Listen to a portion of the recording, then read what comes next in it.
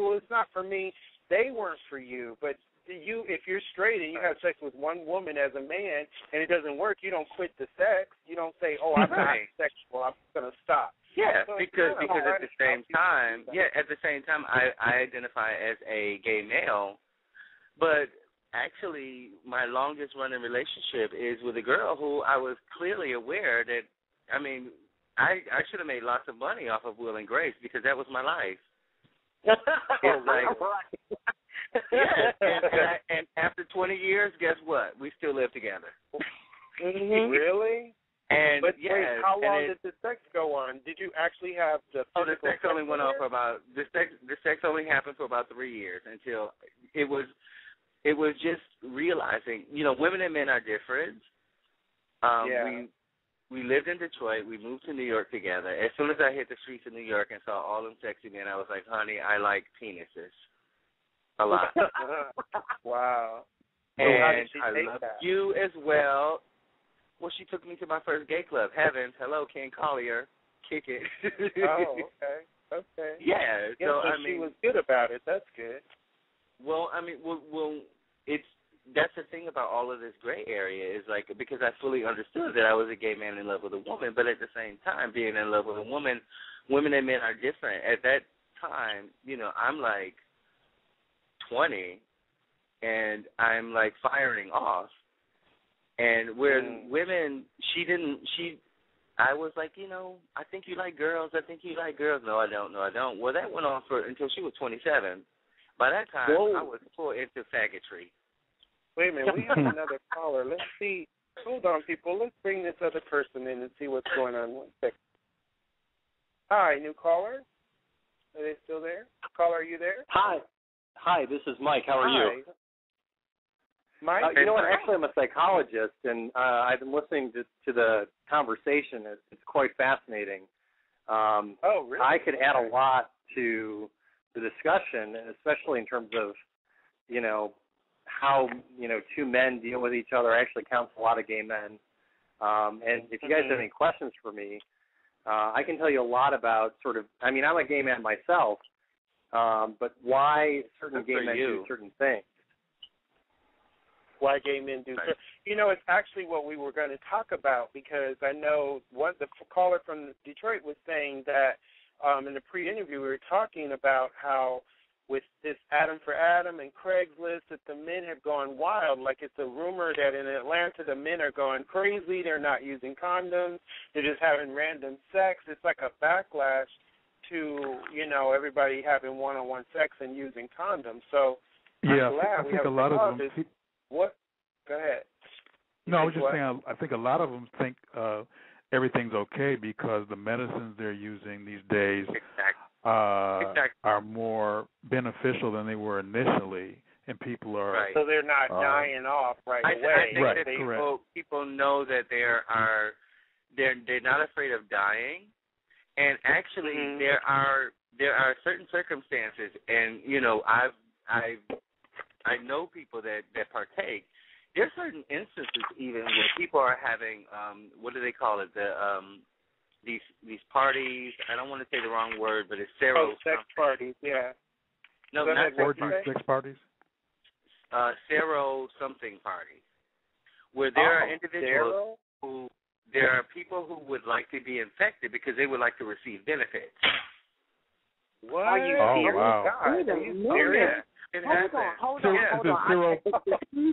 Excuse my language on this one. Are you telling me this is some true blood fang bangers? There are people who are purposely trying to be infected. There are people who are purposefully trying to be infected because there are benefits, depending on what state you're in, that you can get. Serious? So I came across one case where a person was willing to pay $1,000 for somebody to infect him. What? Are they crazy? All they got to do is go to the nearest HIV positive person. They're not having sex probably as much as they would love to. Well, and you're paying $1,000? Yeah. Okay, so I have a question for this. I have a question. Okay, so the doctor's on the line, and what is your name again? This is Mike, actually, and so I can probably sort of describe, especially these guys who are wanting to get infected, what level. There's sort of a three-tiered system to a gay man's life. Level 1 is sort of the coming out process, finding your identity. Once you do that, you sort of transition to level 2, which is what we call paying the piper and sort of dealing with yourself being gay.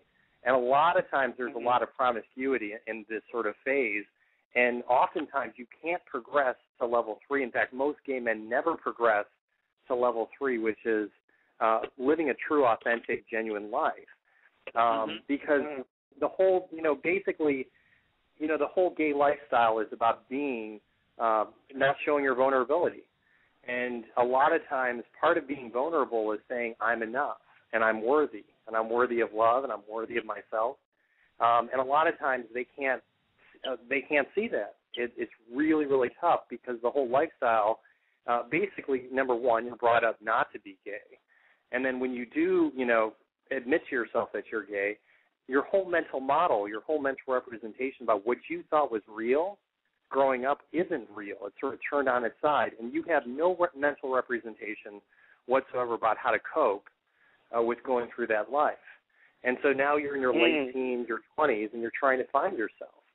And I got to tell you, I counsel more gay men on trying to find and be more vulnerable, especially with another gay man, because oftentimes a lot of these guys don't have a male role model in life, or their father figures were distant. And then the first time they actually get into a relationship, they don't know how to cope with it. They don't know. That's why there's so much promiscuity.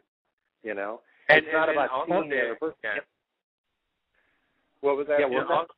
Also, there's this factor of, I'm trying to realize the impact of the cultural impact. For instance, as a black man, it's such a big issue that it's like, well, everybody knows, but it's like don't ask, don't tell. Your, when I was 7 years old playing with Barbie dolls, my father knew. He had to.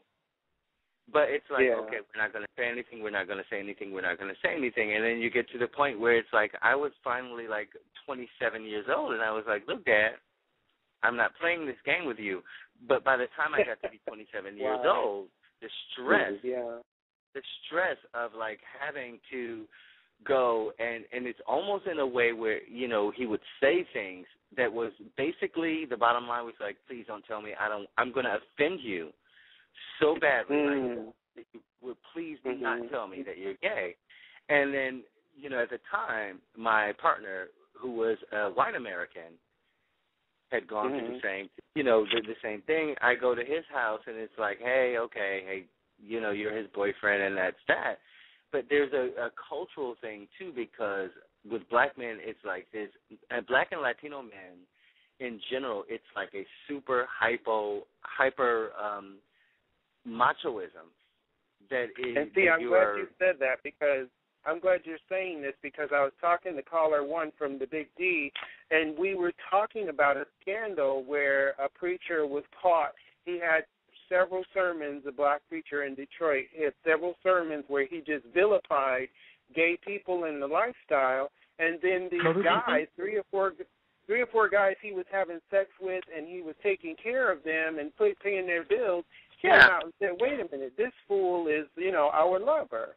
And it's like these black women in the church know that he's doing, they don't know, but I'm saying they have to know something, all these people in their church, and they're not picking up on it.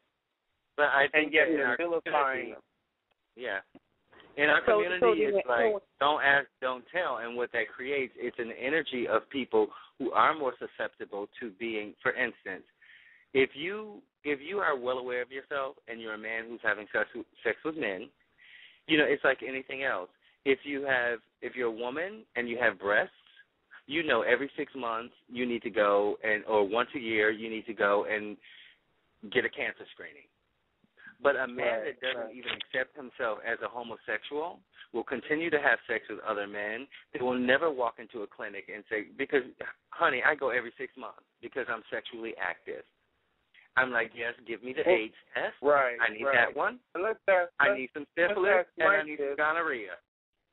Right. Yeah, okay. If you're not well aware of yourself, what happens is that you don't even take that step because you haven't accepted who you are. You haven't embraced who you are. So what you do is you're carrying these things.